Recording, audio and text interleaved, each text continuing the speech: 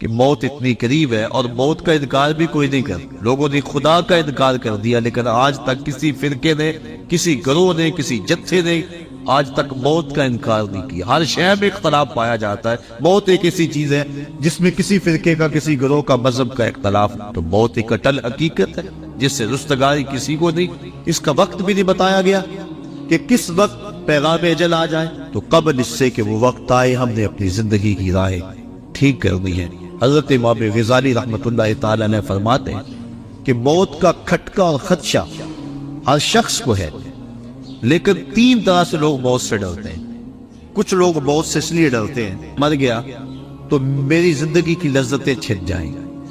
اب تو میں نے کاروبار سنبھالا ہے، محنت کی ہے، اس عہدے پہ پہنچا ہوں، اگر میں مر گیا تو یہ سب کچھ چھن جائے گا، میرا وقار جاتا رہے گا. تو وہ موت سے ڈرتا ہے. انسان کی ہوس اور خواہش نفس کو یہ ڈر اور خوف بڑھا دیتا ہے. کچھ لوگ موت سے اس لیے ڈرتے ہیں کہ اگر میں مر گیا تو میرے بچے چھوٹے چھوٹے رہ جائیں گے، یتیم ہو جائیں گے، در در کے دھکے ان کا مقدر ہو گیا، میری بیوی بیوہ ہو جائے گی، میرے ماں باپ میری موت کا پیغام سن کے سخت اضطراب میں مبتلا ہوں گے، اور جو ان کا دکھ ہوگا وہ دیکھا نہیں جائے گا. تو وہ اس حوالے سے اپنی جان کو عزیز سمجھتا ہے، موت کا خیال کر کے کانپ جاتا ہے، پسماندگان سے وہ ڈرتا ہے. یہ ہے ایک انداز موت سے ڈرنے کا. امام غزالی فرماتے ہیں یہ ڈرنا بھی کوئی ڈرنا نہیں. اور تیسرے لوگ موت سے اس لیے ڈرتے ہیں کہ اگر میں اچانک مر گیا تو میرے پلے کون سا نیک عمل ہے جو لے کر اللہ کے حضور پیش ہو سکتی. یہ تیسری قسم کا جو خوف ہے یہ انسان کی تیاری آخرت کو بڑھا دیتا ہے اور اس کو شب و روز اللہ کے حضور پیش ہونے کی خوف سے نیکی کی دعوت دیتا ہے کہ میں نے اس کے حضور پیش ہونا ہے، ایک ایک عمل کا حساب دینا ہے. ثم لتسألن یومئذ عن النعیم. اس دن ایک ایک نعمت کے بارے میں پوچھا جائے گا. تو قبل اس سے کہ وہ وقت آ جائے تین چیزوں کا حساب نہیں ہوگا: ضرورت کے مطابق کپڑے کا، ضرورت کے مطابق مکان کا، اور بھوک کے وقت کھانے اور پینے کا.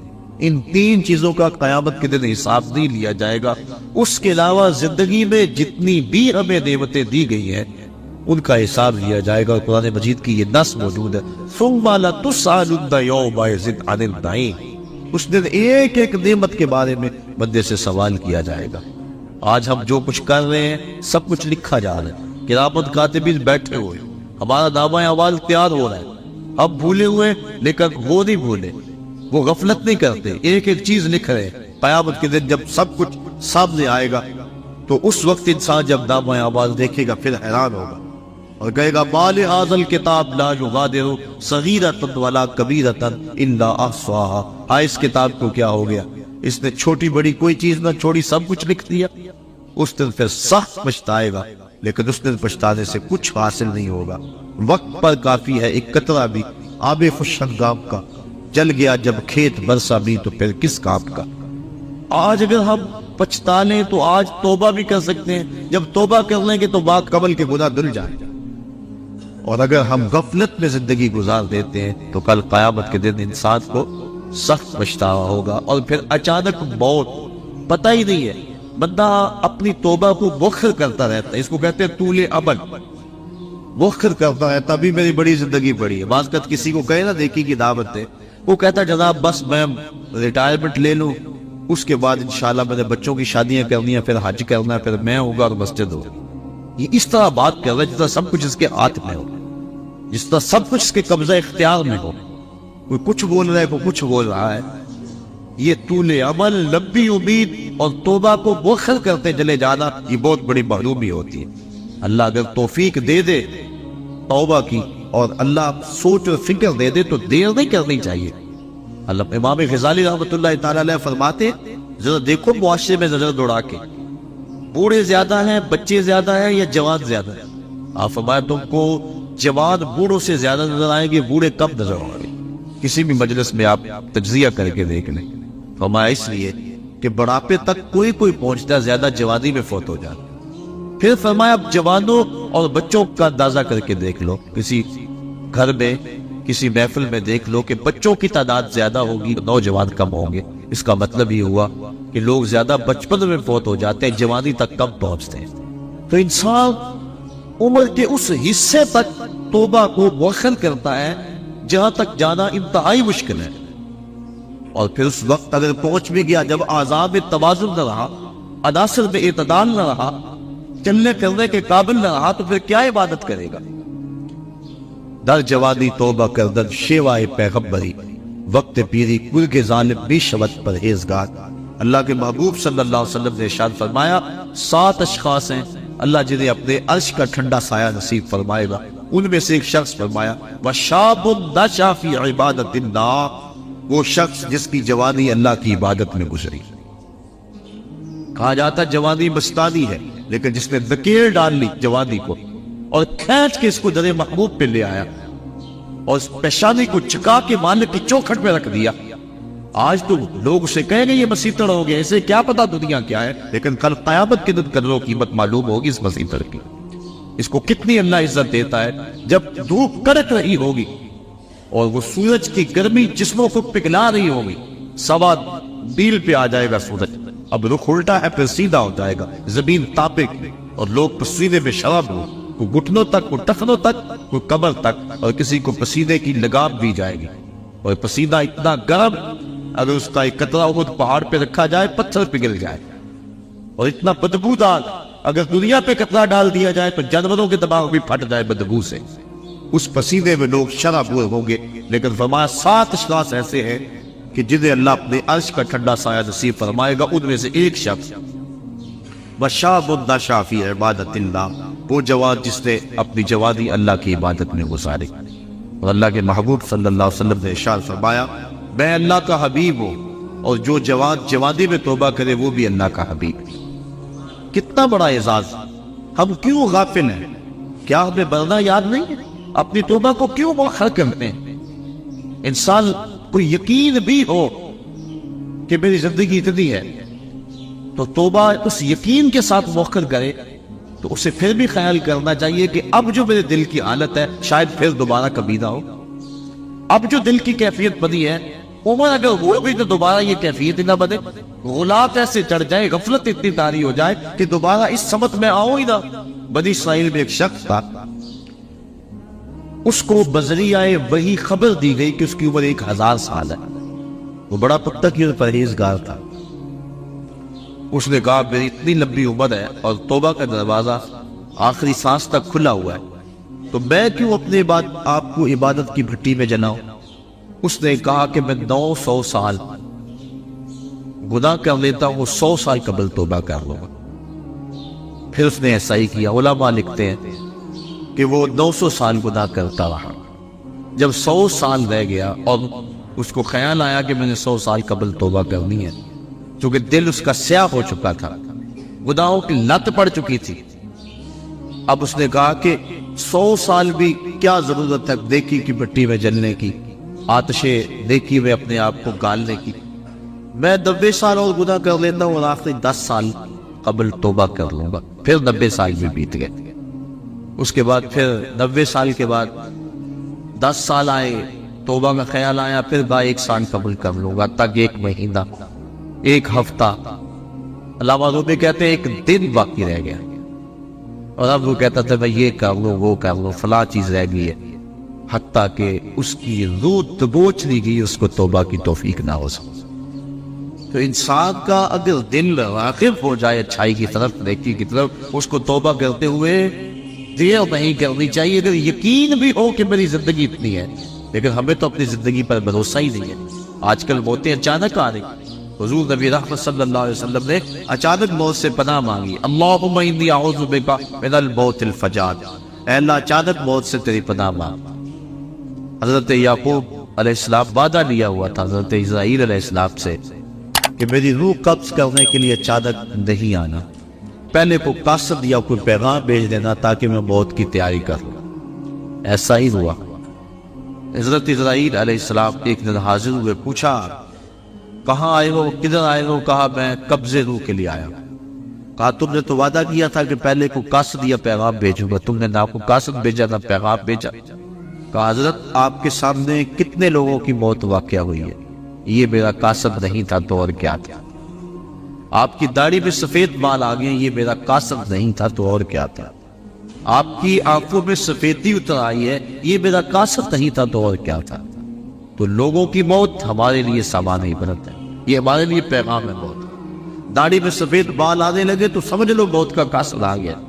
حضرت عمر فاروق رضی اللہ تعالیٰ عنہ صبح و شام دوپہر ایک ملازم آ کے آپ کو کہتا ہے عمر موت کو نہیں بھول، کب کب آ کے رہ جاتے، اپنا محاسبہ کرتے، توبہ کرتے۔ 2-3 مرتبہ دن میں وہ حاضر ہوتا۔ ایک دن وہ آیا، آپ نے اس کو مشاورہ دیا، کہا بھی آج کے بعد نہیں آنی۔ حضرت مجھ سے کوئی گستاخی ہوگی؟ کہا نہیں۔ تو پھر کیا ماجرا ہے، مجھے چھٹی کیوں کروائی جا رہی ہے؟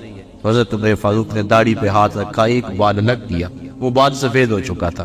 کہا بیا اب تیرے آنے کی ضرورت نہیں ہے، یہ بال مجھے چیت سے نہیں بیٹھنے دے گا، ہماری تو پوری داڑھی سفید ہو جائے۔ میاں محمد بخش عارف کھڑی رومی کشمیر نے کیا خوب کہا تھا، ہڈیاں کمبڑ گوڈے کھڑکر تے اڑ گیا نک تیرا، اجے بھی بدیوں باز نہ آئے جیو مرد دلیرا۔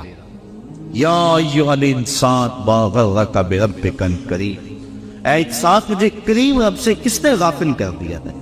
الذی خلقک فسواک فعدلک فی ای صورت ما شاء رکبک، جس رب نے تجھے پیدا کیا، تیرے اعضاء کو توازن دیا، تجھے غسل دیا، تجھے جوانی بخشی، تجھے بودا ہو نعمتوں سے نوازا، تجھے سلیقہ دیا، تجھے چلنے کا طریقہ دیا، تجھے ہوا سے خمسہ سے نوازا، تجھے بہتری اور بھلائیاں نصیب کی، اور اس مالک کا در چھوڑ کر تو کہاں بھاگ رہا ہے؟ ما غرک بربک الکریم، بتا وہ کون سی چیز ہے جس نے تجھے رب سے مغرور کر دیا؟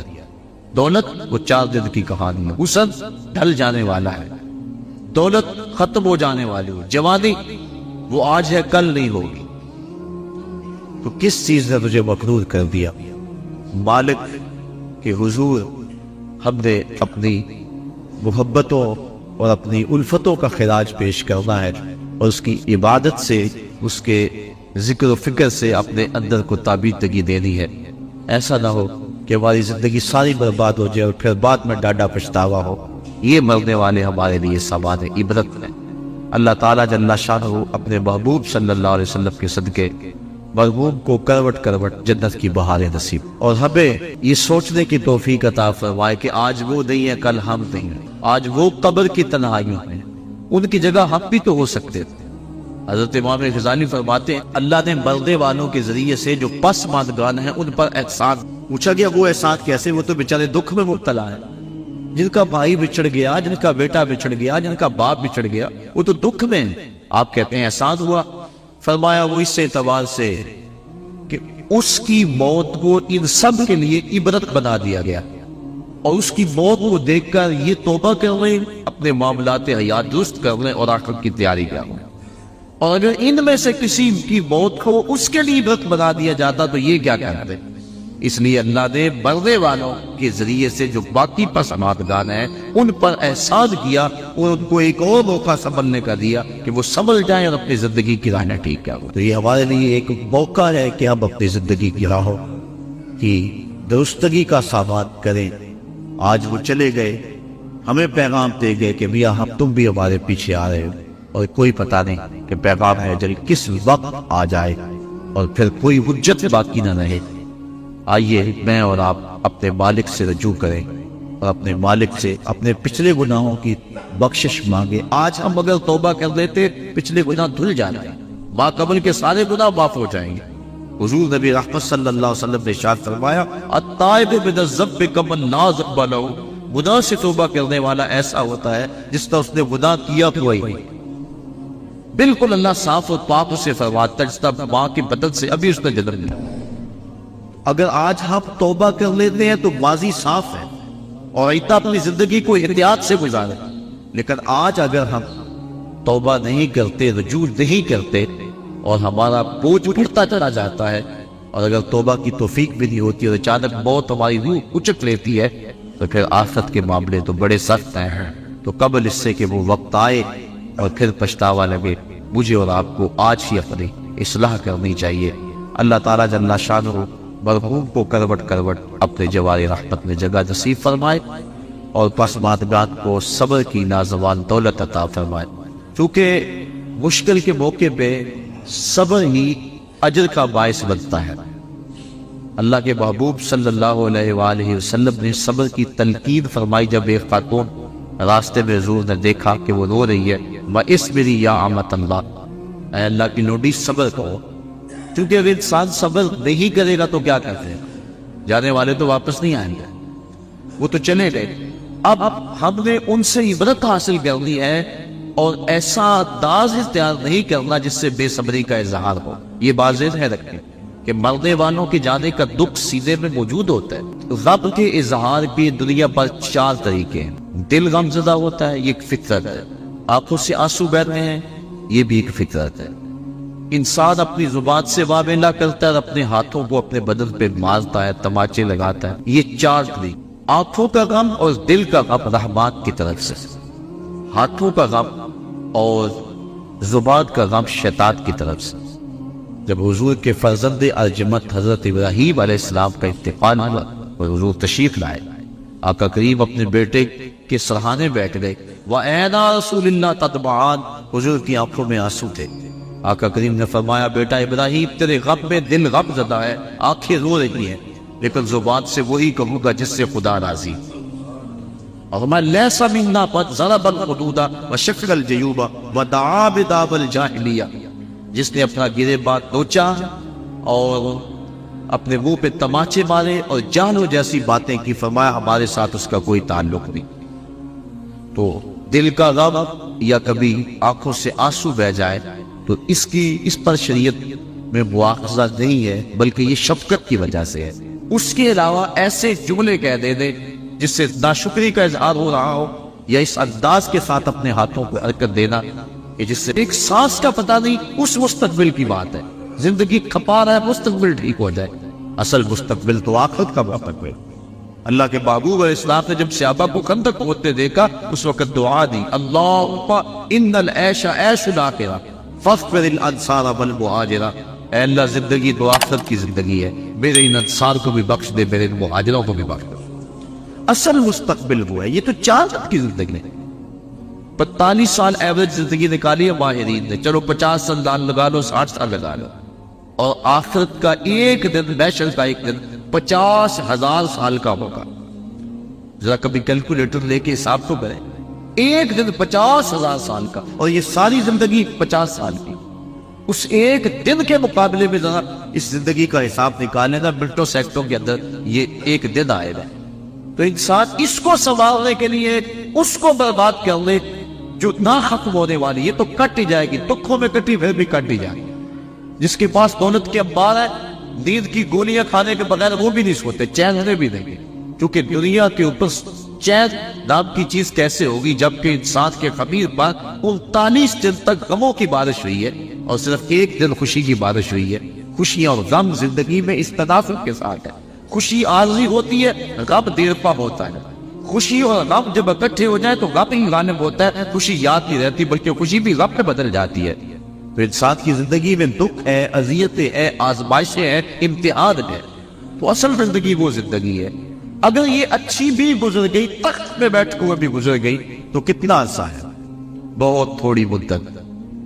اور اگر یہ زندگی دکھوں میں بھی گزر گئی تو گزر ہی جائے گی۔ وہ کیا کہا تھا میر تقی میر نے کہ وہ ریشم و کم خواب میں سرمست ہے تو کیا ہوا، رات اس کی بھی کٹ گئی جو کہ اور تھا۔ بخار میں مبتلا تھا، زخم سے پورے بدن میں، اور کوئی پرسان حال بھی نہیں تھا۔ بات ٹھٹھلتی ہوئی سردی میں ریت کے اوپر پڑا تھا، ہلکی ہلکی بارش بھی ہو رہی تھی اور سردیوں کی لمبی رات تھی۔ بتاؤ شخص کو رات کاٹنا کتنا مشکل ہوگی۔ اس رات کی سویر تو پھر بھی ہے نا، جتنی مرضی لمبی رات تھی، دن تو چڑھے گا نا، لیکن وہ آخرت کی رات ایسی اگر پڑ گئی تو اس رات کا پھر دن نہیں ہے۔ موت کو بھی بیڑنے کی شکل کے اندر میدان حشر میں لا کے ذبح کر دیا جائے گا۔ کتابوں میں آتا ہے کہ جنتی جنت میں جانے کے باوجود صرف ایک ڈر میں ہوں گے، اور جہنمی جہنم میں دکھوں کے باوجود ایک خوش فہمی میں ہوں گے۔ وہ کیا؟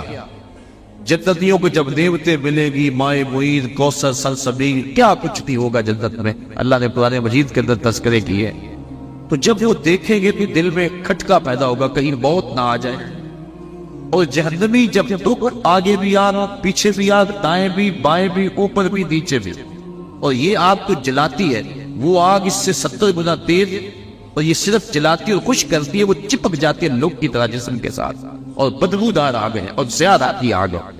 اس آگ میں جب جسم بھی بڑا کر دیا جائے گا تاکہ یہ عذاب زیادہ اس کو ہو، 70 گز موٹی کھال بنا دی جائے گی، اور اللہ قرآن مجید میں فرماتا ہے جب کھال جل جائے گی تو ہم اس کی جگہ نئی کھال بدل دیں گے تاکہ یہ عذاب کی تکلیف سہے۔ اس نے دنیا کے اندر میرے حکموں کو توڑا اور میرے حکموں کی پرواہ نہ کی، اس کو زندگی میں نے دی، اس کو عزت میں نے دی، اس کی آنکھوں میں نور میں نے رکھا، اس کی زبان کو بولنے کا سلیقہ میں نے دیا، اس کی ٹانگوں کو چلنے کا طریقہ میں نے دیا، اس کو سانسیں میں نے دی، اس کے لیے سبزے زمین سے میں نے اگائے، اس کے لیے پانی آسمان سے میں نے برسایا، اس کے لیے میں نے کیا کچھ نہ کیا، کہیں سورج خدمت میں لگا ہے، کبھی چاند خدمت میں لگا ہے، کہیں جانور بال برداری کے لیے، کہیں سواری کے لیے ہے، اتنا کچھ اس کے لیے میں نے پیدا کر دیا، اس کو سجدہ کرتا دوبارہ دیکھتا کتنا وہ تکبر اور کتنا مغرور ہو گیا دنیا پہ جا کے، اپنے رب کو بھول گیا۔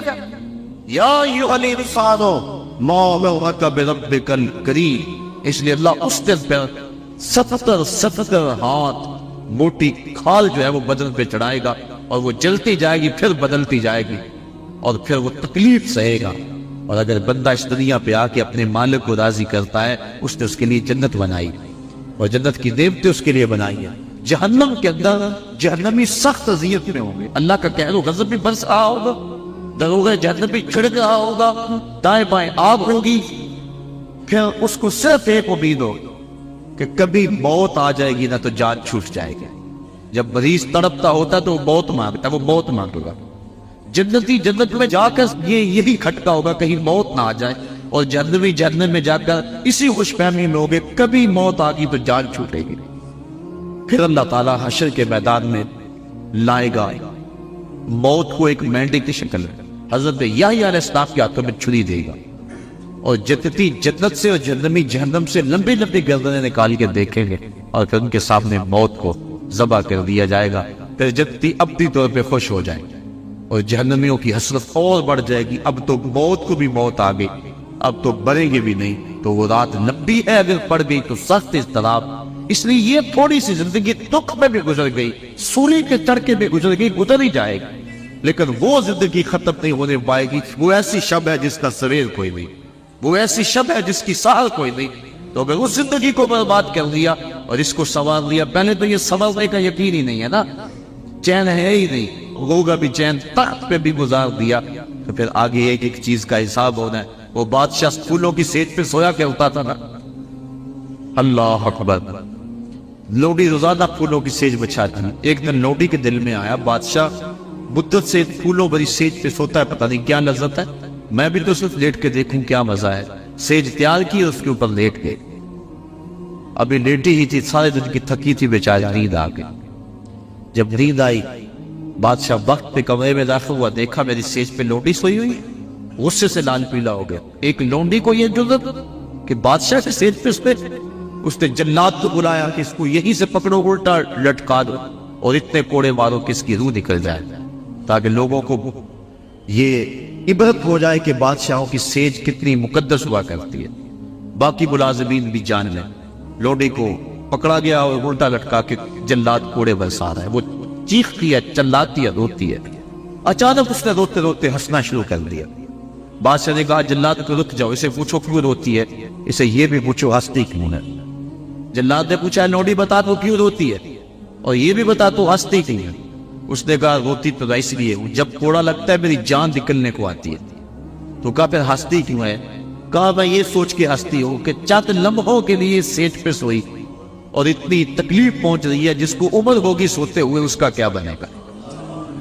آج ہم چاہتے تو یہ ہے کہ مالک کو بھول جائیں اور زندگی کیسے اپنا لیں، لیکن کل قیامت کے دن ایک ایک چیز کا حساب دینا ہوگا۔ حضرت امام جعفر صادق کہتے ہیں میرا تو ٹھنڈا پانی پینے کو دل نہیں کرتا کہ قیامت کے دن کبھی اس کے حساب میں جکڑا نہ جاؤ۔ تو بزرگوں نے کیسی کیسی احتیاطیں کی ہیں اور ہم کیسے غافل ہیں۔ تو صاحبو، یہ زندگی، یہ موت اللہ نے ہمارے لیے آزمائش بنائی، وہ دیکھنا چاہتا ہے کہ میرا کون سا بندہ کیسے عمل کرتا ہے۔ خلق الموت والحیات لیبلوکم ایکم احسن عملا، کون سا بندہ کیا عمل کرتا ہے۔ ہم نے اچھے عمل کر کے، اصل ہماری زندگی آخرت کی زندگی ہے، دنیا ختم ہونے والی ہے. دو گھر ہیں، دوزخ اور جنت. اللہ نے قرآن مجید کے اندر دونوں کے نقشے بیان کر دیے. ہمیں راہیں دے دی، ہمارے اعضاء کو دونوں راستوں میں چلنے کی شکل دے دی اور پھر اختیار دے دیا، چاہے ادھر چلو چاہے ادھر چلو. اب ہم نے سیدھی راہوں پہ سفر کر کے اپنے مالک کی رضا حاصل کرنی ہے. دنیا داروں سے تو مانگے تو ناراض ہوتے، اللہ سے نہ مانگے تو ناراض ہوتا ہے. دنیا داروں سے مانگنا ہو تو وقت دیکھنا پڑتا ہے کہ اب صاحب سوئے ہوئے، ابھی ابھی بیدار ہوئے ہیں. اب اگر مانگا تو ابھی مزاج میں چڑچڑا پن ہوگا. ابھی کل مانگا تھا، اب دوبارہ کچھ وقفہ پڑھ لینا چاہیے. تو دنیا داروں سے مانگنے کے لیے وقت چاہیے، دنیا داروں سے مانگنے کے لیے ان کا مزاج دیکھنا پڑتا ہے، ان کے لہجے اور ان کی زبان اور ان کی بولی میں بولنا پڑتا ہے. لیکن مالک سے صبح مانگو پھر بھی دیتا ہے، دوپہر کو مانگو پھر بھی دیتا ہے، شام کو مانگو پھر بھی دیتا ہے. سحری کے وقت اٹھ کے کنڈا کھڑکاؤ، در رحمت کھلا پاؤ گے. اردو میں مانگو، عربی میں مانگو، سندھی میں مانگو، پشتو میں مانگو، دزب میں مانگو، دسر میں مانگو. نہیں مانگنا آتا یوں ہی ہاتھ پھیلا دو. اس کی رحمت کے دروازے کھلے ہیں. اس سے اپنے لیے مانگو پھر بھی دے گا، اوروں کے لیے مانگو پھر بھی دے گا. مانگا ہے پھر دوبارہ مانگنے کھڑے ہو جاؤ، پھر عطا کرے گا. تو مالک سے مانگتے رہنا ہی بندے کے لیے اعزاز و افتخار ہے. اور مالک کی شان یہ ہے کہ اس کے خزانوں میں کمی نہیں آتی. وہ دنیا کو نواز دے، اس کے خزانوں میں کوئی کمی نہیں. اس لیے کہا کہ مجھ سے مانگو میں تمہارے سوال کو پورا کروں گا، تم مجھ سے دعا مانگو میں اس کو قبول کروں گا. تو آج کے اس اجتماع کا پہلا مقصد دعائے مغفرت ہے. ہم مرحوم کے لیے دعا مانگنے کے لیے جمع ہیں کہ اللہ انہیں کروٹ کروٹ جنت کی بہاریں عطا فرمائے.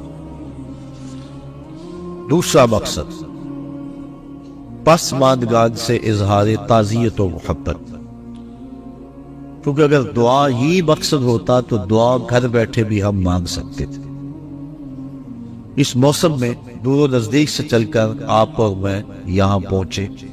صرف اگر دعا مقصد ہوتا تو ہم جہاں جہاں تھے وہاں ہی مانگ لیتے.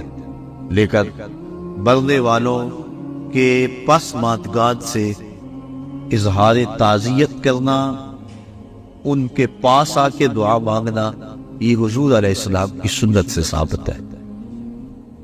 اللہ کے محبوب صلی اللہ علیہ وآلہ وسلم تشریف فرما تھے کہ ایک صحابی جن کا نام تھا باعث ابن مالک رضی اللہ تعالی عنہ، وہ حاضر اور عرض کی طہرنی یا رسول اللہ صلی اللہ علیہ وسلم، حضور مجھے پاک کر دیجئے.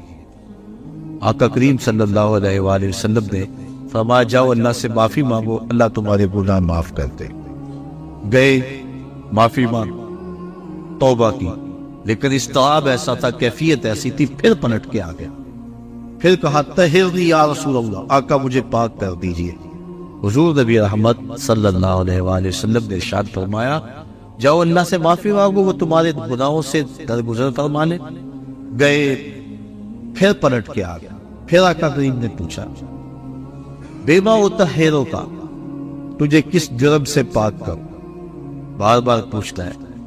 بار بار کہا کہ اللہ کی بارگاہ میں توبہ کرو وہ معاف کر دے گا. لیکن پھر تم واپس پلٹ آتے ہو بیما اطہرو کا، تمہیں کس گناہ سے پاک کروں؟ قال من الزنا، عرض کی حضور مجھ سے زنا سرزد ہو گیا ہے، اور اس کی جو سزا دنیا پر ہے وہ بڑی کڑی اور سخت ہے، وہ میں برداشت کر لوں گا، لیکن آخرت کی سزا میرے بس کا روک دے گی. اللہ کے محبوب صلی اللہ علیہ وآلہ وسلم نے ایک دن جبریل امین سے پوچھا مجھے جہنم کے عذابوں کا تذکرہ سناؤ. مشکات کی روایت ہے، عرض کی حضور سب سے ہلکا عذاب، اخف العذاب، سب سے ہلکا عذاب جو جہنمیوں کو دیا جائے گا وہ یہ ہوگا کہ ان کے پاؤں میں آگ کے جوتے رکھے جائیں گے. باقی پورا بدن سلامت ہوگا لیکن پاؤں میں آگ کے جوتے ہوں گے. اس کی گرمی اور حرارت اتنی ہوگی یادلی منہما دماغ، کہ دماغ پگھل کے ناک اور کانوں کے راستے سے باہر آ جائے. یہ سب سے ہلکے عذاب کی کیفیت ہے. جو سخت عذاب ہے العیاذ باللہ. آج لوگ پرواہ نہیں کرتے، بلکہ کئی لوگ ایسی بات کہتے ہوئے پائے گئے کہ کوئی بات نہیں، اگر گئے بھی تو ایک غوطہ لگے گا پھر جنت میں چلے جائیں گے. فما اصبرهم علی النار، لوگوں کا آپ پر کتنا حوصلہ ہے۔ اللہ کے محبوب صلی اللہ علیہ وسلم تشریف فرما تھے کہ ایک صدا سنی، آواز آئی، ماں سے ابا یہ آواز بلا کیسی ہے؟ عرض کی اللہ اس کا رسول خوب جانتا ہے۔ فرمایا 70 سال قبل جہنم میں ایک پتھر پھینکا گیا تھا، اب اس کے پیندے میں گرا ہے، یہ اس کے گرنے کی آواز ہے۔ تو جہنم کی گہرائی 70 سال کی مسافت پہ، اور اگر ایک غوطہ بھی لگا تو 140 سال لگ جائے، تو کتنے حوصلے سے کتنی ڈٹائی سے کہہ دیا جاتا ہے کوئی بات، کوئی کہتا ہے یہ جہاں بٹا اگلا کس نے دے۔ حضرت غوث اعظم شیخ عبد القادر جیلانی رحمت اللہ تعالی علیہ فرماتے جاؤ قبرستان میں جا کے دیکھو کتنے کتنے حسینوں کی مٹی خراب ہو رہی ہے، جو اپنے بدن پہ چٹکی مٹی نہیں پڑنے دیتے تھے، آج ان کا کفن بھی تار تار ہو گیا۔ اللہ اکبر۔ تو جہنم کے عذاب بڑے سخت، روایات میں آتا ہے جب جہنمی جہنم میں جائے گا اس شدت کی پیاس لگے گی اور بار بار تقاضا کرے گا مجھے پانی دیا جائے۔ 70 سال تو اس کی آواز کوئی نہیں سنے۔ 70 سال کے بعد داروغہ جہنم جھڑک کے کہے گا بتا کیا چاہیے؟ وہ کہے گا مجھے پانی چاہیے۔ تو داروغہ جہنم اس کو پانی دے گا۔ کون سا؟ منرل واٹر کی بوتل تھمائے گا اس کے ہاتھ میں، یا کوکا کولا یا پیپسی؟ قرآن پڑھیے، اس کو 2 پانی دیے جائیں گے، مائے حمیم اور مائے غسلین۔ مائے حمیم کھولتا ہوا پانی، اور ابن رجب حنبلی لکھتے ہیں وہ اتنا گرم ہوگا جب کٹورے میں رکھ کے اس کو دیا جائے گا اور وہ پینے کے لیے منہ کے قریب بڑھائے گا تو اس کے چہرے کی کھال اس کی بھاپ سے ادڑ کے اس کے اندر گر پڑے گی، اس قدر وہ گرم ہوگا۔ دوسرا پانی اس کو مائے غسلین دیا جائے گا، اور یہ جہنمیوں کی پیپ کا پانی ہوگا، اور اتنا بدبودار ہوگا اگر اس کا ایک قطرہ اب دنیا پہ ڈال دیا جائے تو اس کی بدبو سے لوگوں کے دماغ پھٹ جائے۔ انسان تو انسان رہے، جانوروں کے دماغ اس کی بدبو سے پھٹ جائے۔ تو وہ سخت عذاب ہے جہنم کی۔ عرض کی حضور وہ عذاب میں نہیں سہ سکتا، وہ سنگسار کرنا سزا ہے زنا کی شادی شدہ کے لیے، لیکن میں دنیا کے اوپر اپنے آپ کو پاک کر کے آخرت میں سرخرو ہو کے جانا چاہتا۔ آقا کریم نے فرمایا کہ اس نے شراب تو نہیں پی رکھی کہ نشے میں کہہ رہا ہوں؟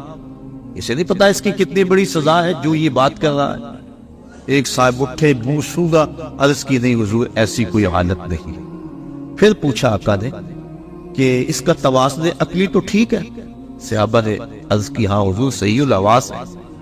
اتنے میں وہ 4 مرتبہ بار بار اقرار کر چکے کہ حضور میں نے زنا کر لیا اور میں شادی شدہ۔ آقا کریم نے فرمایا باعث ابن مالک کو سنگسار کر دیا جائے، سنگسار کر دیا گیا۔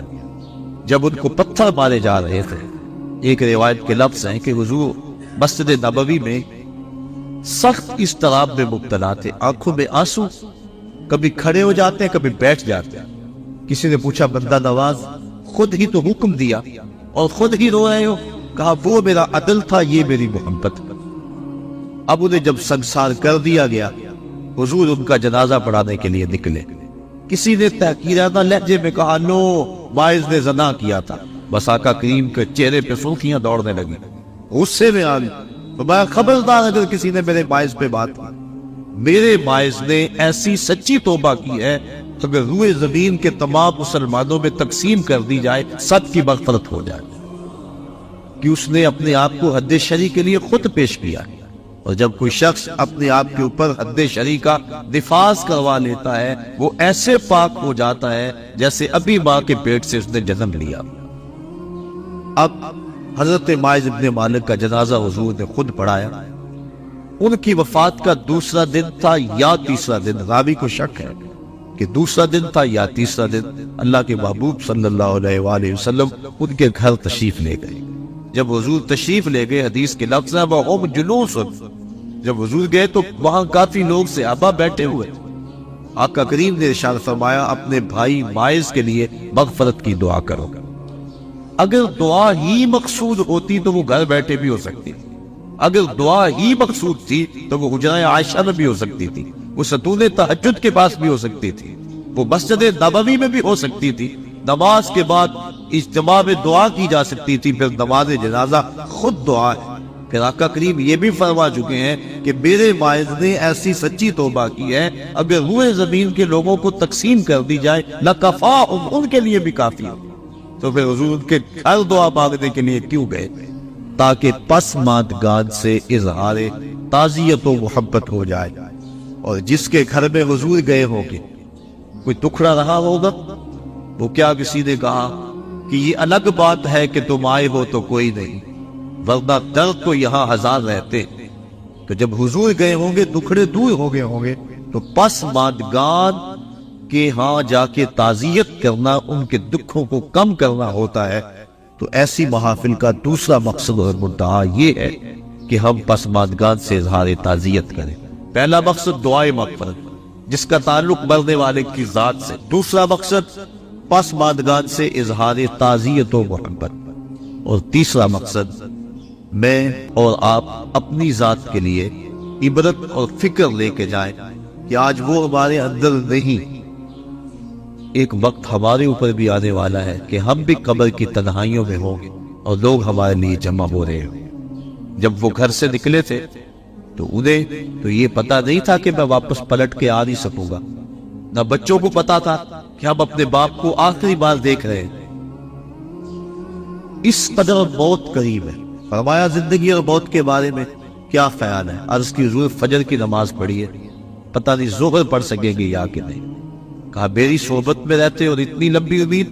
عرض کی حضور ظہر پڑھی ہے، پتہ نہیں عصر پڑھنے کا موقع نصیب ہوگا یا کہ. ایک بولا عصر پڑھی ہے، پتہ نہیں مغرب پڑھ پائے یا کہ نہیں. ایک نے عرض کی حضور ایک رکعت پڑھی ہے، پتہ نہیں دوسری رکعت کا موقع بھی نصیب ہوگا یا کہ نہیں. فرمایا یہ سب کچھ تمہاری باتیں ہیں، میں تو یوں کہتا ہوں ایک طرف سلام پھیرا ہے، پتہ نہیں دوسری طرف سلام بھی پھیر سکیں گے یا کہ. اس قدر موت قریب ہے. ایک انصاری جوان کا وقت آخر آیا تو پہلے یہ ہوتا تھا کہ جب کوئی بیمار ہوتا اور مرض موت میں مبتلا ہوتا تو اس کے اہل خانہ حضور کو بلا کے لے جاتے. حضور اس کے پاس تشریف رکھتے، پھر اس کی موت واقع ہوتی، پھر اس کی تجہیز و تکفین ہوتی، پھر جنازہ ہوتا، قبر میں اتارتے، پھر حضور آتے. یہ ابتدائی دور کی بات ہے. لیکن جب حضور علیہ السلام کی مصروفیات بڑھنے لگیں تو لوگوں نے کہا کہ آپ تکلیف دیتے ہو حضور کو. صحابہ نے آپس میں طے کیا کہ جب کوئی شخص فوت ہو جائے تو پھر حضور کو بتانا چاہیے. تو پھر جب کوئی فوت ہو جاتا تو پھر حضور کو بتاتے، حضور ان کے ہاں تشریف لے جاتے. لیکن پھر اور زیادہ مصروفیت ہوئی تو کہا حضور کو جنازے کا بتانا چاہیے، پھر جنازے کا بتاتے. پھر اور کار نبوت کی اہم ذمہ داریاں اور نظم پھیلتا چلا گیا تو پھر صحابہ نے آپس میں مل کے طے کیا کہ جنازے کا بھی نہیں بتائیں گے بلکہ جنازہ اٹھا کے حضور کی چوکھٹ پہ لے آئیں گے. اور پھر جنازہ اٹھا کے لے آتے. یہ باب البقیع سے باہر جو جگہ خالی پڑی ہے، جنت البقیع کے درمیان جو جگہ ہے، یہاں لا کے جنازہ رکھا جاتا ہو. حضور کے دور میں سارے جنازے یہاں ہوتے تھے. تو پھر جنازہ لایا جاتا، حضور سے عرض کیا جاتا اور حضور حجرہ انور سے نکل کے جنازہ پڑھا دیتے. تو یہ ابتدا کی بات ہے. تو حضور پہلے ہی تشریف لے جاتے. تو وہ انصاری جوان کا وقت آخر تھا اور آقا کریم علیہ السلام اس کے سرحانے بیٹھے تھے. تو اسرائیل علیہ السلام روح قبض کرنے کے لیے آئے. روح جب قبض کرتا ہے ملک الموت تو وہ پاؤں کی جانب سے روح کو قبض کرنا شروع کرتا ہے. تو جب اس نے پاؤں سے اپنا کام کرنا شروع کیا تو حضور نے فرمایا اے اسرائیل ذرا نرمی کرنا، یہ میرا غلام ہے. تو اسرائیل نے جو جواب دیا، میرے والد گرامی جب یہ حدیث بیان کرتے تھے تو ان کے آنسو نہیں تھمتے تھے.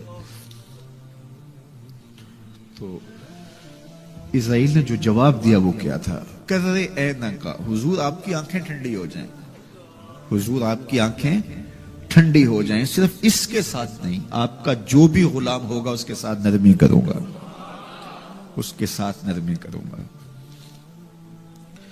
تو حضور کا رخ انور اس وقت اگر نصیب ہو جائے، اس وقت حضور کے چہرے کی زیارت نصیب ہو جائے تو مجھے بتائیے کہ پھر تو زندگی کی جستجو ہی کامیاب ہو گئی.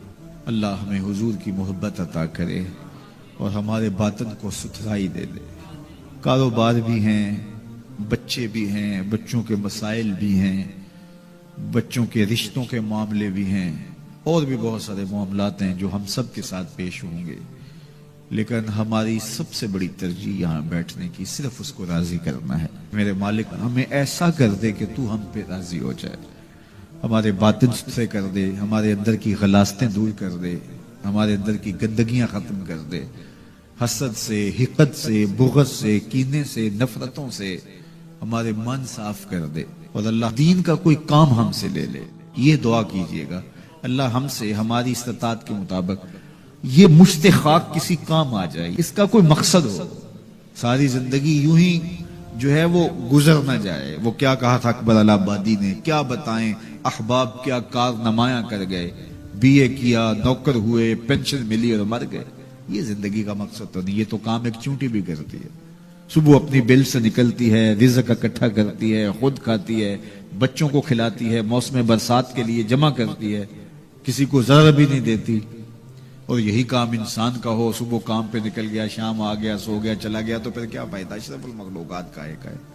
تو یہ دعا کریں اللہ اس مشت خاک سے کوئی کام لے لے اپنے دین کے لیے، ہم مقصد کی زندگی گزاریں، با مقصد ہماری حیات مستعار ہو، اور وہ با مقصد تبھی ہو سکتی ہے کہ اللہ رسول کی راہوں پہ گزاروں میں انسانیت کی خدمت کریں۔ سب سے بڑی خدمت انسانیت کی انسانی ہدایت کے لیے کوشش ہے، انسان کی سب سے بڑی ضرورت ہدایت ہے، تو انسانی ہدایت کے لیے کوشش یہ سب سے بڑی انسانیت کی خدمت ہے۔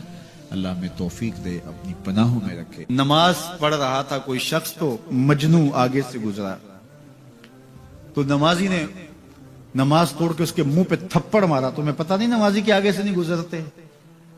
اس نے کہا میں نے دیکھا نہیں، میں ایک عورت کی محبت میں ایسا گرفتار تھا کہ مجھے ہوش نہیں رہا، لیکن افسوس تم پر، تم رب کی محبت میں مجھے دیکھ رہے تھے۔ ایک ماڈل مسلمان کیسا ہونا چاہیے؟ جب رب کے حضور کھڑا ہے تو دنیا کی خبر ہی نہیں ہے۔ سیدنا علی المرتضیٰ کے بدن میں تیر پیوست ہو جاتا ہے، نماز میں کھڑے ہوتے ہیں تو یوں تیر نکال لیا جاتا ہے، آپ کو بعد میں پتا چلتا ہے کہ میرے بدن سے تیر نکالا گیا ہے۔ یہ ہے عبادت میں خشوع۔ جب اس کے ہو گئے، محویت کا یہ عالم ہے کہ اسی کے ہو گئے، کسی غیر کی طرف خیال بھی نہیں گیا، کسی اور کی طرف دیکھیں کیوں، کسی اور کی طرف تکیں کیوں، جب نظارے اس کے ہیں نگاہوں میں، جب خیال اس کے ہیں۔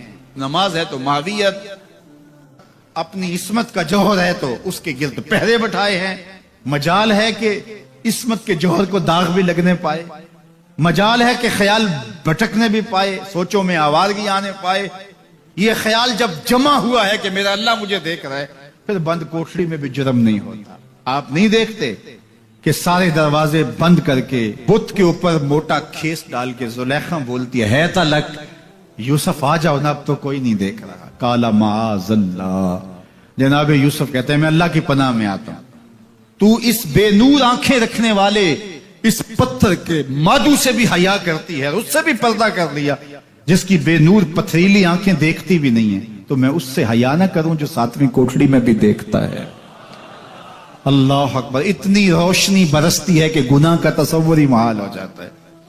اور جناب یوسف کو پتا ہے کہ ساتوں دروازے بند ہیں اور تالے چڑھے ہوئے ہیں، لیکن اللہ کے یقین پہ حضرت یوسف دوڑتے ہیں، اللہ تالے پگھلا دیتا ہے، دروازے کھلنے لگتے ہیں، کفل گرنے لگتے ہیں۔ جب کوئی اس کا ہو جائے تو کوئی کفل، کوئی راستے کی بندش اس کا راستہ نہیں روک سکتی۔ اللہ بند مکفل راہیں بھی کشادہ کر دیتا، اس کے ہو کے تو دیکھو، اس کے بن کے تو دیکھو۔ تو اس کے جب تم بنو گے تو پھر سرخروئی تمہیں ملے گی۔ نماز کے بغیر جو اپنی زندگی گزارتے ہیں، ان کی زندگی میں سوائے ٹینشن اور دکھ کے اور ہو کیا سکتا ہے؟ خشوع کے ساتھ نماز کرنا سیکھو، نماز پڑھنے کے بعد آپ ہلکے پھلکے پاؤ گے اپنے آپ۔ رکت کے ساتھ اللہ کے حضور گڑ گڑاتے ہوئے سجدے کرو، اس کا اپنا سرور پاؤ گے۔ اللہ اکبر۔ لیکن ایک بندہ کہے کہ جناب میں نماز پڑھتا ہوں لیکن ایسی کیفیت تو پیدا نہیں ہوتی، تو شیطان اس کو کہتا ہے کیا فائدہ ایسی نماز پڑھنے کا؟ لوگ بھی کہتے ہیں فلاں بندے سے یہ جرم بھی سرزد ہوتا ہے، نماز بھی پڑھتا ہے، اس کی نماز کو مورد الزام بناتے ہیں، تو بندہ بھی کہتا ہے چھوڑے، نماز نے مجھے کیا فائدہ دیا؟ لیکن کہا نہیں، نماز نہیں چھوڑنی۔ پہلے فرمایا نماز میں خشوع کرتے ہیں، یہاں فرمایا نماز کی محافظت کرتے ہیں، اگر کسی وجہ سے خشوع پیدا نہیں ہوتا چھوڑتے پھر بھی نہیں ہے۔ یہ اللہ کا فریضہ ہے۔ محدث کچھوچوی علیہ رحمہ سے ان کے ایک مرید نے کہا حضرت نماز پڑھتا ہوں، لطف نہیں آتا، مزہ نہیں آتا، تو آپ نے حیرت سے کہا کہ اس کے باوجود پڑھتے تو ہو؟ کہا جی وہ تو اللہ کا حکم ہے، وہ تو پڑھتا ہوں۔ تو محدث کچھوچوی علیہ رحمہ جھومنے لگے، کہا واہ واہ، تم لطف کے بندے نہیں اللہ کے بندے ہو، تمہیں سرور نہیں آتا پھر بھی پڑھتے ہو۔ اس کا مطلب ہے تم سرور کے لیے، مزے کے لیے، لطف کے لیے نہیں پڑھتے، تم تو اللہ کے لیے پڑھتے ہو۔ اللہ اکبر۔ تو بندہ سرور نہیں بھی آ رہا پھر بھی اپنے آپ کو کھینچ کے لا رہا ہے مسجد کے اندر، خیال تنگ کر رہے ہیں پھر بھی مصلی پہ اپنے آپ کو کھڑا کر رہا ہے۔ سوچے اس کو آوارہ پتے کی طرح کبھی ادھر پھینکتی ہے کبھی ادھر پھینکتی ہیں، لیکن پھر بھی وہ کھڑا ہوا ہے کہ میں نماز پوری کر کے جانی ہے۔ بار بار کبھی بھولتا ہے لیکن پھر دوبارہ نیت مان کے کھڑا ہو جاتا ہے، نہیں میں پوری کر کے جانی ہے۔ یہ کیوں کرتا ہے؟ میرے اللہ کا حکم ہے۔ تو خشوع کی وہ کیفیت نہ بھی ہو تو کہا محافظت پھر بھی کرتے ہیں۔ یہ خوش نصیب لوگ ہیں، اولئک هم الوارثون، یہ لوگ وارث ہیں۔ یہ لوگ جن میں یہ خوبی ہیں یہ وارث ہیں۔ کس چیز کے وارث ہیں؟ مال کے، دولت کے، کوٹھیوں کے، کاروں کے، محلات کے۔ کہا الذین یرثون الفردوس، یہ جنت الفردوس کے وارث، ہم فیہا خالدون، اس جنت سے وہ کبھی الگ بھی اس میں ہمیشہ رہیں گے، کیونکہ موت کو بھی موت آ چکی، اب موت بھی نہیں، اب ہمیشہ رہیں گے۔ اللہ تعالیٰ فرمائے گا اَرَضِیتُم، جنتیوں کیا راضی ہو؟ اہل جنت کیا تم راضی ہو؟ تو وہ کہیں گے ہمیں کیا ہوا کہ ہم راضی نہ ہوں، ہمیں تو وہ ملا جس کا ہمیں تصور بھی نہیں تھا، ہمیں جنت مل گئی، محلات و قصور مل گئے۔ جو سب سے آخر میں جنت میں جائے گا، سب سے آخر میں، جس کو ہماری پنجابی میں پھاڑا کہتے ہیں، سب سے آخر میں، اس کو جنت میں کتنی جگہ ملے گی؟ جو بندہ سب سے آخر میں آتا ہے اس کو دھوپ میں جگہ ملتی ہے، جو اس سے تھوڑا سا پہلے آئے گا اس کو برآمدے میں ملی، جو اس سے پہلے آیا اس کو اندر جگہ ملی، ایسے ہی ہوتا ہے۔ تو جو سب سے آخر میں جائے گا جنت میں تو وہ سب سے بڑا گناہگار ہوگا، اور جہنم کے رگڑے سہ سہ کے وہ جہنم سے نکلے گا سب سے آخر میں۔ بخاری شریف میں تذکرہ موجود ہے، اللہ کے حضور حاضر ہوگا اور اللہ اس بندے کو کہے گا بتا کیا چاہیے؟ وہ کہے گا مالک مجھے یہ چاہیے۔ اللہ فرمائے گا لکا ما تمنیت، جو تو نے آرزو کی جا سب کچھ میں نے تیری جھولی میں ڈال دیا، اب جنت میں چلا جائے۔ اب اس کو تو یہ ہوگا سایہ دیوار میں جگہ مل جائے تو غنیمت ہے، جنت کے کسی درخت کے نیچے جھونپڑا لگا لوں تو کافی ہے، چلو کوئی 2 مرلے کا 3 مرلے کا کٹھیا بھی مل جائے تو کافی ہے، اس کے لیے تو اتنا ہی کافی کہ جہنم سے نکل گیا۔ لیکن اس کو کہا جائے گا جا جنت میں چلا جا، اور تیرے لیے جنت میں دنیا سے 10 گنا جگہ ہے، دنیا سے، بخاری کی روایت، 10 گنا جگہ، یہ 7 بر اعظم پہ پھیلا ہوا جہاں، اور اس کو 10 سے ضرب دیں، اتنی جگہ اس کی ہے جو سب سے آخر میں جائے گا۔ جب اللہ یہ فرمائے گا تو وہ کہے گا اتسخر وانت الملک، میرے رب تو مجھے رب ہو کے مذاق کر رہا ہے، مالک ہو کے مجھ سے مذاق کر رہا ہے، بادشاہ ہو کے مجھ سے مذاق کر رہا ہے۔ اس کو لگے گا ہی نہیں کہ مجھ کو، میں ساری زندگی پاپ کرنے والا لیکن ایمان کا چراغاں تو اندر تھا۔ اللہ اکبر۔ آج نکلے گا تو جنت میں سب سے آخر جانے والے شخص کو کتنی جگہ ملے گی؟ دنیا سے 10 گنا جگہ دنیا سے سب سے آخری شخص کو، پھاڑے شخص کو ملے گی۔ پھر بلال حبشی کی جاگیروں کا عالم کیا ہوگا، ابو بکر و عمر کی جاگیروں کا عالم کیا ہوگا، بابا فرید گنج شکر، داتا گنج بخش علی اجویری، شیخ احمد مجدد الفسانی کی جاگیروں کا عالم کیا ہوگا۔ قوموں کے جو اجتماعی جرم ہوتے ہیں ان کی سزا قومیں دنیا پہ پاتی ہیں۔ یہ بات میں آپ کو بتاؤں، جو قومیں اجتماعی زیادتی کرتی ہیں، اجتماعی ظلم کرتی ہیں، جو قومیں اجتماعی سستی کا ارتکاب کرتی ہیں، جو قومیں اجتماعی غلطی پہ ہوتی ہیں، تو ان کی اجتماعی غلطیوں کی سزا انہیں دنیا پر ہی ملتی ہے کہ ذلت میں، نقبت میں، رسوائی میں ان کو مبتلا کر دیا جاتا ہے۔ لیکن قیامت کے دن جو ہم نے پیش ہونا ہے وہ اپنے اعمال نامے ذاتی لے کے پیش ہونا ہے۔ تو اس لیے کاش کہ اجتماعی نظم ایسا پیدا ہو جائے، اور اگر ایسا نہیں ہوتا تو کم از کم ہم اپنے تو ذمہ دار ہیں اور ہم اپنے اعمال نامے لے کر کے قیامت کے دن اللہ کے حضور پیش ہونا ہے، تو ہم ان کی صحت کے لیے کوشش کر لیں، اپنی خواہشات کو، اپنی آرزوؤں کو، اپنی تمناؤں کو اسلام کی دہلیز پہ رکھ دینا اور اپنی گردن کو جھکا دینا، یہ اسلام کا معنی ہے۔ ہم جو رسوم و رواج ہیں وہ بھی اپنے علاقائی رکھیں، اور کلچر بھی ہمارا اپنی خواہش کا ہو، کاروبار بھی ہم اپنے طریقے سے کریں، جھوٹ بولنا چاہیں تو بول لیں، اور ہم مکر و فریب اور دجل و تلبیسات کا بازار بھی گرم رکھنا چاہیں کر لیں، جب مسجد کو آئیں تو ٹوپی پہن لیں اور نماز پڑھ کے پھر ٹوپی وہیں رکھ کے، نماز بھی وہیں رکھ کے، دین بھی وہیں رکھ کے پھر دکان پہ جا کے بیٹھ جائیں۔ تو وہ میاں جو نماز پڑھی ہے وہ دکان پہ بھی ساتھ لے کے جائیں۔ وہ دینداری آپ کے دفتر میں بھی آپ کے ساتھ ہونی چاہیے، لیکن ایسا نہیں ہے۔ میں ایک بات کہتا ہوں کہ اگر اس طرح کا دین چلتا ہوتا تو ابو جہل کو کیا مسئلہ تھا کہ اس کی جھوٹی سرداری بھی چلتی رہتی، اس کا مکر و فریب بھی چلتا رہتا، اس کا سب کچھ چلتا رہتا اور ساتھ ساتھ دین بھی چلتا رہتا۔ لیکن اسے پتا تھا کہ دین لانے کا مطلب یہ ہے کہ بلال کے ساتھ کندھے سے کندھا ملا کے کھڑا ہونا پڑے گا۔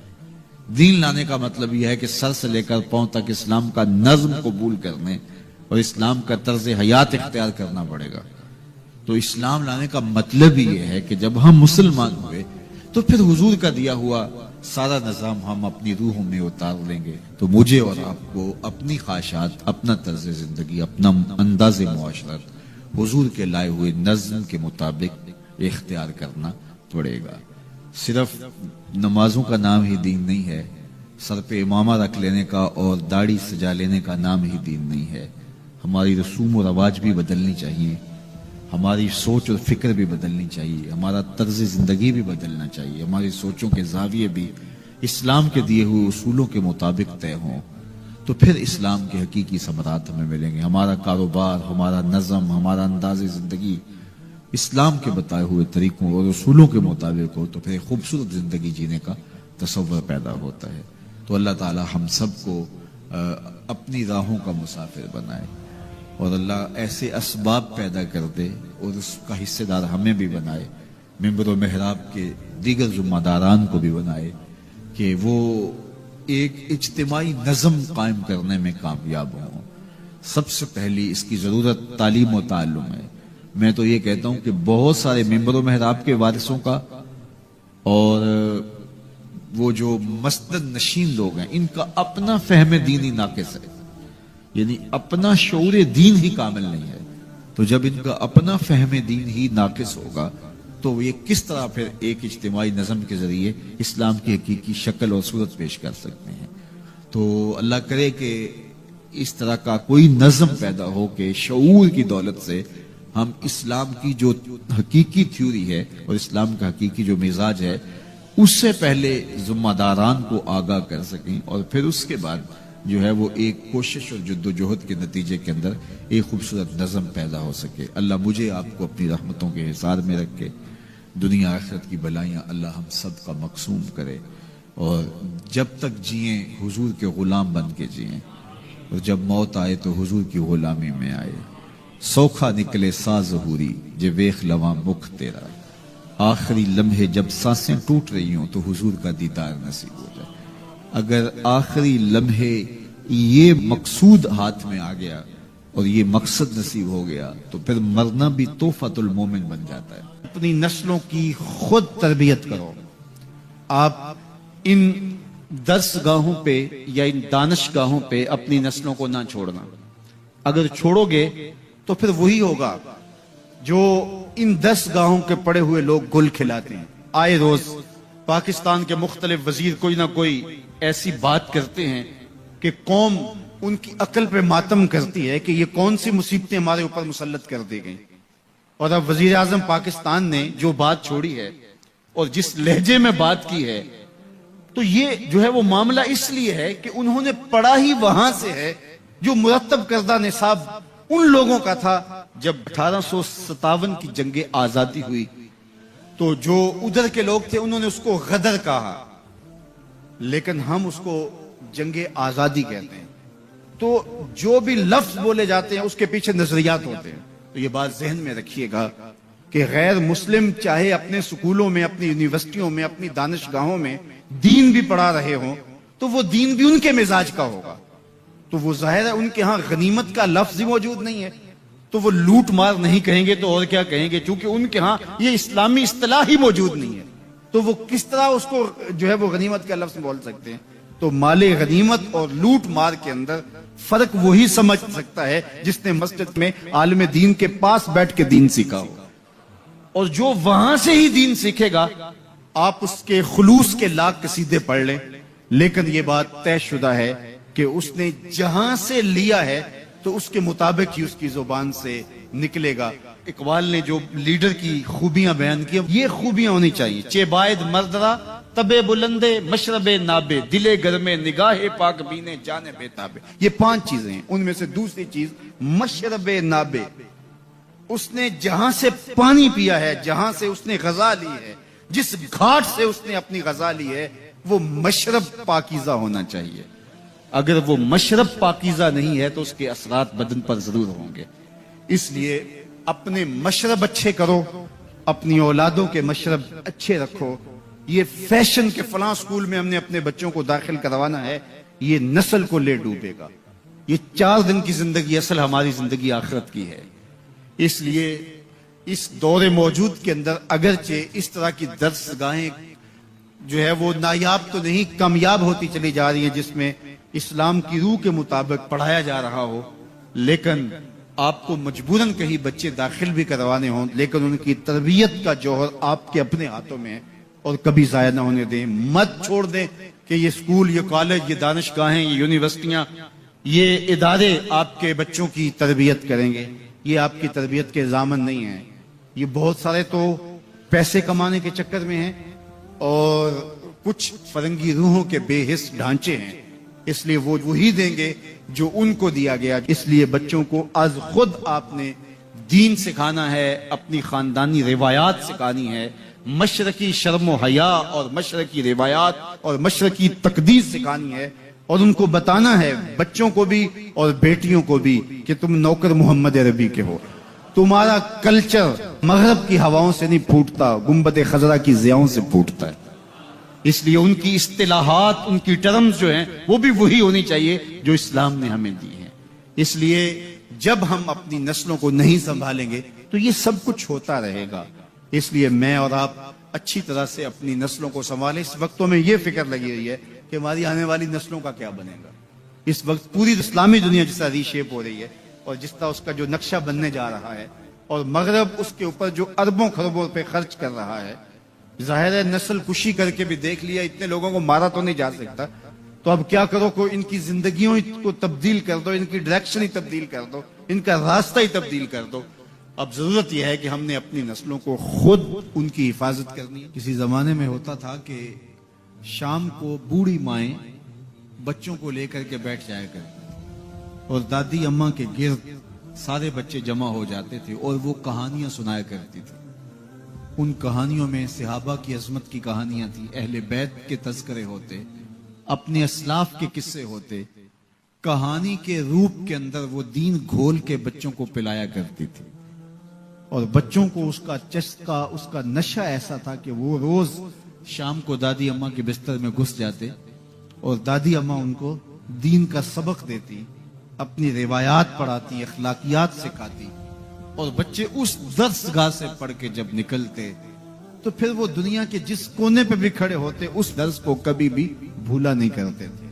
جب سے دادی اماں کا بستر اجڑ گیا ہے، جب سے یہ کلچر دم توڑ گیا ہے اور بچوں کے اوپر اتنی کتابیں لاد دی گئی ہیں کہ انہیں فرصت ہی نہیں ملتی، اور جو باقی وقت بچتا ہے وہ ان کا سکرین کے آگے گزرنے لگا ہے، تو پھر دادی اماں کا بستر ویران ہوا اور بچوں نے وہاں سے جو سیکھنا ہے اس درس گاہ میں جس کے استاد فرنگی روحوں کے بے حس ڈھانچے ہیں، جو انہوں نے سکھانا ہے، تو پھر نتیجہ کیا ہوگا کہ بچہ جو فکر لے کر اور جو طرز زندگی لے کر اٹھے گا تو وہ کبھی بھی اس مزاج سے میل نہیں کھائے گی جو کہ ہمارے اسلاف کا طریقہ تھا، ہمارے اسلاف کا دیا ہوا مزاج تھا. آج ماڈرن اسلام کی بات کی جاتی ہے، جدیدیت کے قصیدے پڑھے جاتے ہیں، اور جو اسلام کی روح سے ناآشنا لوگ ہیں وہ جھومنے لگتے ہیں. شاید یہ جدیدیت ہمارے لیے کوئی نجات دہندہ ہو، یہ ہمارے لیے کوئی پیغام شفا بن کے ہمارے اوپر نازل ہو رہی ہے. یہ جدیدیت، یہ اسلام کا مزاج نہیں ہے. اسلام وہی ہے جو 14 صدیاں قبل صفہ کے چبوترے پہ بیٹھ کے رسول اللہ نے صحابہ کو پڑھایا. اسلام وہی ہے جو مسجد نبی کی چٹائی پہ بیٹھ کے رسول اللہ نے درس دیا تھا، وہی اسلام ہے، اسلام نہیں بدلا۔ اور نہ ہی اسلام کے اندر کوئی ناسخ و منسوخ ہے کہ جو مشکل لگا اس کو نکال دیا، جو آسان سمجھا اس کو جو ہے وہ رکھ لیا۔ یہ خواہشات کا اسلام نہیں ہے، آرزوؤں کا اسلام نہیں ہے کہ جو مشکل لگا اس کو نکال دیا۔ رومی نے بھی ایک بڑے خوبصورت پیرائے میں اس کی نفی کی ہے۔ کسی زمانے میں وہ لوگ تصویریں چھپوایا کرتے تھے میلوں ٹھیلوں پر، اور تو وہ اس نے کہا کہ میرے یہاں شیر کی تصویر چھاپ دو، تو اس نے وہ مشین جس میں روشنائی ہوتی ہے اس کی جب پن جسم کے اندر ڈالی اور درد ہوا تو پوچھا کیا کرنے لگے؟ کہا کہ میں شیر کا منہ بنانے لگا ہوں۔ اس نے کہا اس نے کون سا کھانا ہے؟ تو اس نے وہ پن باہر نکال لی، پھر دوسری جگہ جب داخل کی تو پھر درد ہوا تو کہا کیا کرنے لگے؟ کہا شیر کی ٹانگیں بنانے لگا۔ کہا اس نے کون سا چلنا ہے؟ پھر اس نے خیر باہر نکالی، روشنائی اندر جذب کرنے کے لیے پھر جب اس نے سوئی ڈالی تو کہا اب کیا کرنے لگے؟ کہا میں شیر کے کان بنانے لگا ہوں۔ تو اس نے کہا اس نے کون سا سننا ہے؟ تو خیر اس نے پھر نکال لیا، تو جہاں رکھے تو پوچھے کیا کرنے لگے ہو؟ کبھی بولے میں اس کی آنکھیں بنانے لگا ہوں، کبھی کہے اس کی دم بنانے لگا ہوں، تو یہ کوئی نہ کوئی عذر پیش کر دے۔ تو اس نے کہا بابا پھر میں کیا بناؤں؟ کہا بس تم شیر بنا دو۔ اس نے کہا میں کیسا شیر بناؤں جس کی آنکھیں بھی نہ ہوں، جس کے کان بھی نہ ہوں، جس کی ٹانگیں بھی نہ ہوں، جس کا پیٹ بھی نہ ہو، جس کی دم بھی نہ ہو؟ کہا بس تم سمپل شیر بنا دو۔ کہا کہ وہ شیر مجھ سے نہیں بنتا جس کے یہ اعضاء نہ ہوں۔ یہ اعضاء تو ہوں گے شیر بنے گا، لیکن جب بھی کوئی اعضاء بنانے کے لیے وہ سوئی جسم کے اندر داخل کرتا تو درد ہوتا، تو وہ اس درد کو برداشت نہ کر پاتا، کہتا نہیں اس کے بغیر ہی شیر بنا دو، اس کے بغیر ہی شیر بنا دو۔ تو میاں یہ جدیدیت کے نام سے جس اسلام کے لوگ بات کرتے ہیں، جو مشکل لگا اس نکال دیا دین سے، یہ دین میں ہے ہی نہیں، بات ہی ختم ہو گئی۔ اور آج مغرب بڑی تیزی کے ساتھ اصطلاح آگے لانے کی کوشش کر رہا ہے۔ پہلے وہ دہشت گردی کے نام سے پورے مسلمانوں کو مارا، ایک اصطلاح لے کر آئے، اور پھر بنیاد پرستی کے نام سے، اور اب جو ہے وہ جدیدیت کے نام سے امت پر حملہ آور ہو رہا ہے۔ اسلام وہی ہے جو کھجور کی چٹائیوں پہ بیٹھ کے ابو ہریرہ نے رسول اللہ سے پڑھا تھا، وہی حیا کی لپٹی ہوئی چادر ہے جو فاطمہ اوڑھتی تھی۔ اسلام وہی ہے جو مدینے کی گلیوں میں میرے حضور لوگوں کو دیا کرتے تھے۔ اسلام وہی ہے جو اسلام ہمیں آنکھوں کا حیا بھی سکھاتا ہے اور دل کا حیا بھی سکھاتا ہے، جو ہمیں تقدس مآب زندگی کا درس دیتا ہے، ہمیں عفت، پاکیزگی، انکساری، عجز اور اللہ کے حضور پانچ گانا سجدوں کی تعلیم فراہم کرتا ہے۔ کوئی نیا ایڈیشن اسلام کا جو ہے وہ نہیں چلے گا۔ تو مختلف ادوار کے اندر لوگ آتے رہے، انہوں نے کئی طرزوں کے اسلام لانے کی کوشش کی، لیکن اسلام غیر متبدل نظام ہے، یہ کبھی بھی تبدیل نہیں ہوگا، یہ اللہ کی حفاظت میں ہے۔ اپنا منہ اگر کسی نے کالا کرنا ہے تو وہ کر لے، لیکن اسلام اپنی تمام چمک کے ساتھ ہر دور کے تقاضوں سے ہم آہنگ یہ دین، ہر دور کی ضروریات کو پورا کرتا ہوا یہ دین ہمیشہ لوگوں کو نور اور فیض بانٹتا رہے گا۔ اور اس دین کا ابتدا سے لے کر کے قیامت کے آخری شخص تک ہر شخص کی ضروریات کی کفالت اسلام کرتا ہے، اور سارے ادوار کی ضروریات کو یہ پورا کرتا ہے۔ اور پھر وہ بولتا ہے کہ کون ہے، اور آپ یہ دیکھنا چاہتے ہیں کہ میرا نام کس نمبر پہ آتا ہے۔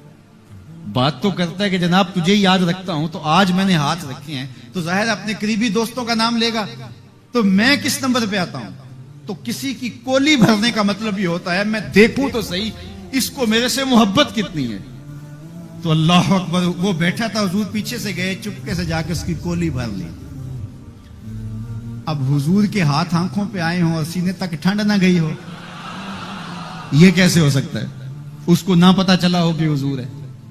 بلکہ حدیث میں آتا ہے کہ وہ بولتا نہیں، حضور آنکھیں دبا رہے ہیں اور وہ بولتا نہیں، بلکہ جب اس کو یقین ہو گیا کہ حضور ہی ہیں تو اس نے اپنی کمر کو پیچھے حضور کے سینے سے جوڑ کے رگڑنا شروع کر دیا، اور حضور دبا رہے ہیں کہ یعنی وہ بتائے کہ میں کون ہوں، لیکن وہ بولتا ہی نہیں ہے۔ مجھے میاں صاحب یاد آئے، لوگ تو اس کو مجاز کے معنی میں لیتے ہیں، میں یہاں یہ شعر پڑھتا ہوں۔ سفنے دے وچ ماہی ملیا تے گل وچ پا لیاں باواں، سفنے دے وچ ماہی ملیا تے گل وچ پا لیاں باواں، ڈر دی ماری اکھ نہ کھولا متا پھر وچھڑ نہ جاواں، ڈر دی ماری اکھ نہ کھولا متا پھر وچھڑ نہ جاواں، تو حضور آنکھیں دبا رہے ہیں اور وہ نہیں بولتا. حضور خود ارشاد فرمایا اس غلام کو کون خریدے گا؟ تو اس نے کہا حضور مجھے کس نے خریدنا ہے، میں تو بہت سستا ہوں. فرمایا تو بہت مہنگا ہے. اللہ اکبر، تو اللہ کے ہاں بہت مہنگا ہے. تو حضور یوں بھی پیار کیا کرتے. تو نام کوئی اور تھا. حضور نے لاٹ سے کہا ذوالیدین، وہ دو ہاتھوں والے، نام ہی دو ہاتھوں والا پڑ گیا.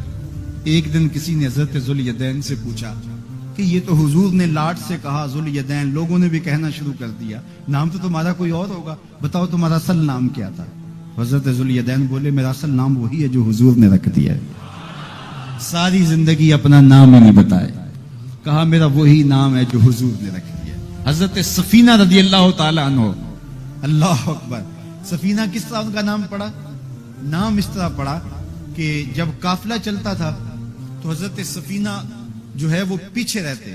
حضور نے کہا کہ تم ذرا پیچھے رہو، قافلے میں سے کسی شخص کی کوئی چیز گری پڑی ہو تو وہ اٹھا لیا کرو. پھر قافلہ جہاں پڑاؤ کرتا تو وہ آواز دیتے بھئی کسی کی کوئی شے گم ہے تو وہ مجھ سے لے لے. تو کسی کی کوئی چیز گری ہوتی، کسی کا جوتا گرا ہوتا، کسی کی کوئی اور چیز گری ہوتی، کسی کا کوئی برتن گرا ہوتا. تو وہ ایک دن حضور نے دیکھا کہ انہوں نے بہت ساری چیزیں اٹھائی ہوئی، اور سفینہ عربی میں کشتی کو کہتے ہیں، بڑی کشتی کو. تو حضور نے فرمایا تو سفینہ ہے، تو کشتی ہے. اللہ اکبر، نام ہی سفینہ پڑ گیا. ایک قافلے میں بچھڑ گئے، پیچھے رہتے تھے، بچھڑ گئے، قافلہ نکل گیا. اب جنگل ہے اور کوئی رستہ سجھائی نہیں دے رہا.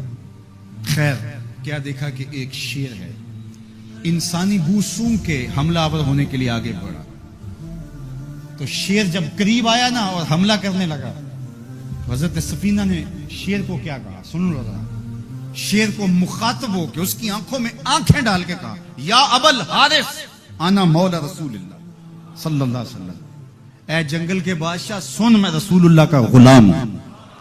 بس آپ کے کہنے کی دیر تھی، اس نے دم ہلانا شروع کر دیا اور وہ آگے آگے چلتا تھا. راوی لکھتا ہے کہ وہ آگے آگے دوڑتا تھا اور آوازیں نکالتا تھا، اور اگر اور کوئی جانور ہوتا تو اس کو بھی کہتا پیچھے ہٹو. وہ پروٹوکول گاڑی نہیں ہوتی، وہ پروٹوکول کے طور پہ آگے آگے چل رہا تھا، یہاں تک کہ قافلے تک پہنچا کے پھر واپس آتا ہے. جو خدا اور رسول کا ہو جاتا ہے زمانہ اس کا ہو جاتا ہے.